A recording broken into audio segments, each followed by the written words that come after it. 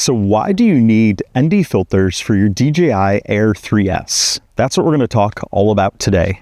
And in addition to what ND filters are, why you need them, and how to use them, I'm also going to show you some pro settings that you can combine with the ND filters to get incredible footage from your DJI Air 3S. I've used the DJI Air 3S extensively for the past several months with these ND filters, and I've been able to capture a lot of incredible footage thanks to these ND filters and my pro settings. And stick around till the end because I have two additional settings that are part of my pro settings that are much less talked about, but very important to really getting that best footage. So first of all, what are ND filters? If you've never used ND filters before, ND filters look something like this right here. These are the ones for the DJI Air 3S. These are little pieces of glass or plastic that look like a camera lens cover. And what ND stands for is ND stands for neutral density. And what ND filters do is they essentially filter the amount of sunlight that's coming into your camera and hitting the sensor. They filter out a certain amount of that so that you can do certain things with the sensor that you otherwise can't do without them. Now, normally light hitting a sensor is a good thing, right? We want good lighting to get good results. But there is such a thing as too much light. Like on a day like today, there's too much light. If I didn't have an ND filter on this camera I'm talking to right here, I would not be able to have my shutter speed twice my frame rate. And without ND filters, what will happen is your DJI Air 3S is going to default to using a faster shutter speed in order to properly expose your footage. And the reason it has to do that is because of the three elements of the exposure triangle. These are aperture, ISO, and shutter speed. And on the DJI Air 3S, we can change two of those three variables for the wide angle and the medium tele camera. The two variables we can change are ISO and shutter speed, but we can't change aperture.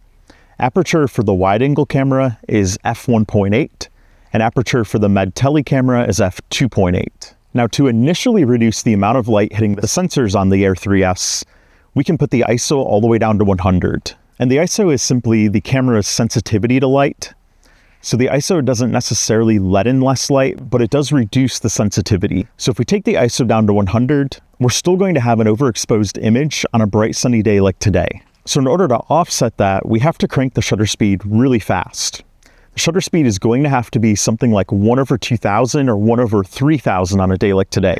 This isn't necessarily a problem initially, but it becomes a problem when your drone is in motion or when you have a subject that your drone is capturing that's in motion. And generally, when you're using a drone, there's going to be motion. Either the drone is static and capturing motion, or the drone itself is going to be moving. When there's any motion and you have a shutter speed that fast, the footage is not going to look smooth. The motion is going to be very sharp and it's not going to feel natural or smooth. It's going to be very painful to watch. And that's because the way the human eye sees motion blur is going to be much more similar to that 180-degree shutter angle.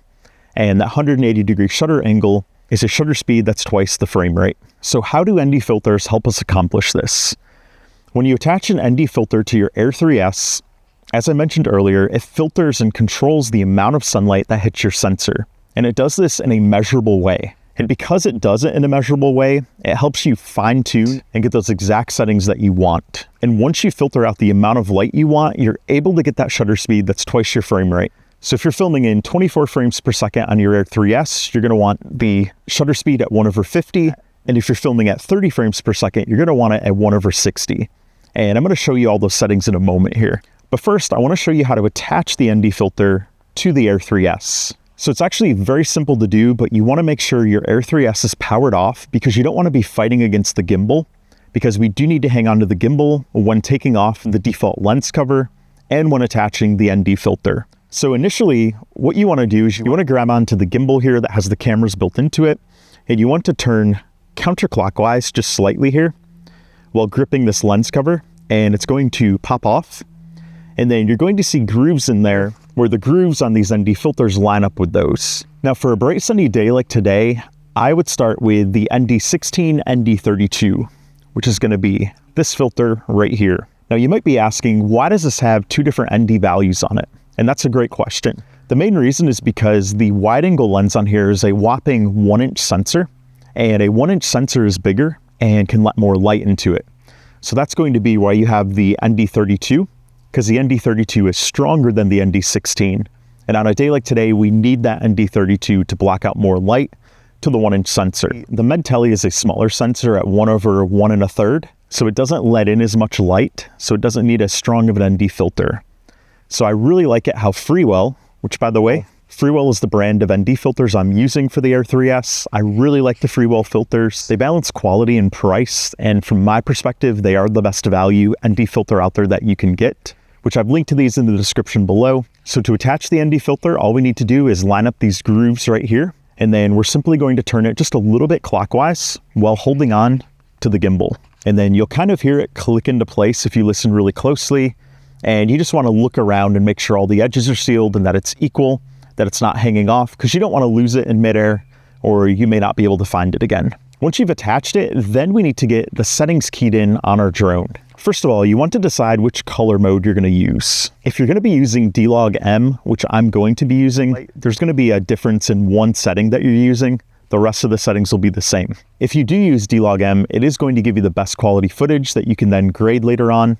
And DJI does provide a free LUT that you can grade these with, and it's simply a conversion LUT. It'll convert it D-Log-M to Rec 709, and Rec 709 is that common standard that most videos are viewed in. But for these settings, you can use normal or D-Log-M. These ND filters and other settings are going to give you great results either way. So in order to show you these settings, I'm going to power on the Air 3S, and I'm going to record the screen on my controller so that you can see each and every setting and how I key it in. All right, so now that we've got our drone in air, I'm going to show you the key settings you need to change. So first of all, right now in the lower right, you're going to see this is set to auto. We're going to click where it says auto, and we're going to select Pro. So auto, Pro. So once we select Pro, we're going to uncheck auto on all these settings for now, because we're going to key in some manual settings. First of all, you want to go over here to these 3 lines with a dot on them, and you want to set your color mode.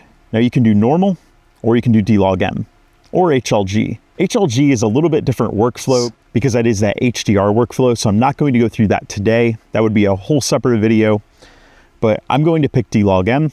For your white balance, if it's in the daytime like this, you'll want to put 5600K. Okay. For the resolution, I recommend 4K always to get the best quality footage. For my frames per second, I'm going to do 24, but you can scroll over here and select other options. If you want 25, depending on what country you live in, or if you want 30. And next, I'm going to select the color display assist if you're using D-Log-M. If you don't, things are going to look very washed out. And that's how your footage, of course, is going to start. But the color display assist is going to help you get a fairly accurate representation of what your footage will look like after you grade it. And then for the coding format, you'll want to use H.265, and for the format, MP4.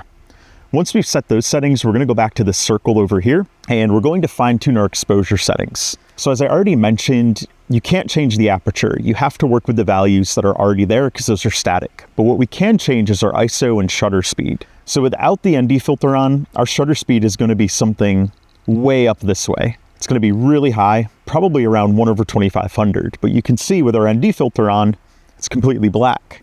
We can go a lot lower with our shutter speed. So I'm going to take the shutter speed all the way down to 1/50. And if you're doing 30 frames per second, you'll want 1/60. Now, once you've keyed that in, we're then going to click auto for ISO at this point. And next we want to adjust our EV value if you're using D-Log-M. If you are, you want to go to plus 0.7. Now, you might be asking, isn't that a little bit overexposed? What this will help you with is it'll help you ensure you don't lose details in the shadows. If you don't have it slightly overexposed in D-Log-M, your shadows are going to be kind of grainy and noisy when you try to bump it up later, and you're going to lose a lot of detail there, and you don't want that.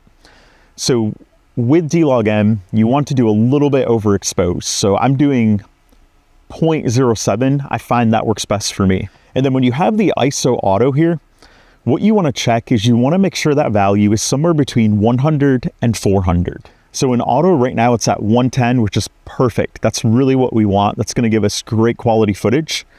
But if it is up against 100 and your footage is looking too bright, that means you're going to need a stronger ND filter. So in this case, I would pop on the 3264 if it was at 100 and still looking bright, and that's going to filter out even more light. So in that case, your ISO is probably going to be up closer to 400, which is perfectly fine. That's still going to give you a good image without too much digital noise or grain with the ISO 400. If you have an ND filter on and you find your ISO is above 400, like say it's at 600, 800, 1200, that means your ND filter is too strong and you need to apply a lower number. So if you had ND32, ND64, that combination, and your ISO was up near 800, you would want to put on the ND16, ND32 that I currently have on my drone, and that's going to lower your ISO to a much more favorable value. And the reason we don't want it too much above 400 is because it's going to get noisy and grainy, and your footage is not going to look as good, and there's no reason to force it that high in good lighting like today. And you might be asking, why don't we set our ISO to a static value? That's also a great question. Theoretically, if you have the drone pointing in the same direction in the same lighting for each scene, you could fine tune and set your ISO to a static value, and that's going to be perfectly fine. But if you have your drone changing how it's flying, like if it's going to be changing directions a lot, you want to have ISO because you want to allow that ISO to adjust slightly. And when the ISO adjusts slightly, it's not going to be that noticeable in your footage, versus if the shutter speed adjusted, it's going to be a lot more noticeable. So by keeping it at auto, it leaves you a little bit of breathing room for the ISO to adjust automatically and to ensure you don't get too overexposed or underexposed to footage. And once you've keyed in those settings, you're almost ready to go, but there are two more settings that don't get talked about a lot that are really going to help you get that very best looking footage from the Air 3S. And the reason these settings don't get talked about a lot is they're not on this menu here. They're in more of a secret menu. So what you want to do is you want to go to the upper right up here and click those three dots. And then you want to go over here to camera in the middle. And what you want to do is you want to scroll down a little bit and you're going to look for the style menu right here. You want to click on style and you're going to see the settings for sharpness and noise reduction. These settings can really affect how footage looks, and it's really important to get these right. Now by default, these are probably going to start off around 0 for you, which is kind of middle of the road. It's going to be somewhat sharp, but not too sharp. So 0 is going to be middle of the road, but if you go to 1 or 2, it's going to make that footage really sharp. And you don't want really sharp footage. It looks amateurish and it just does not look good. So as your friend telling you this, please don't put it at 1 or 2. If you want a little bit more sharpness to your footage, keep it at 0. But if you want the very best footage, put it all the way down to -2. That footage is going to look much more professional. And if you want to add a little bit of sharpness later on when editing, you can easily do that. Once you get above -1 to 0, that's personally too sharp for me and I don't like it, especially if you're in a forest area like this or a field where there's lots of individual leaves and trees and grass for the drone camera to focus on. Overly sharp is just not going to look good at all. And then for noise reduction, if you are filming during the day today and you're following my rules to keep the ISO somewhere in the 100 to 400 range, you don't need noise reduction. You can drag this all the way down to -2 and your footage is going to look extra crisp with extra good detail. And that's because noise reduction, when you apply it up here, your footage is going to get soft and mushy, and sometimes it can almost have that blocky effect to it. Especially if you have a lot of noise reduction, it's really not going to look good. So I do recommend keeping it at -2 if you're filming during the daytime. But if you are filming at night with your drone, I do recommend applying a little bit of noise reduction unless you have a plugin you're going to use later on when editing. So at nighttime, I recommend putting this up to middle of the road at 0. And by the way, if you're going to film at nighttime, Freewell has one other lens that I recommend using, and it's not an ND filter. You don't need ND filters at nighttime to filter out light. You should be able to get the 180-degree shutter angle at nighttime, unless you're in a very bright city. But even with that, you should be able to have 24 frames per second and 1/50 shutter speed with no problems.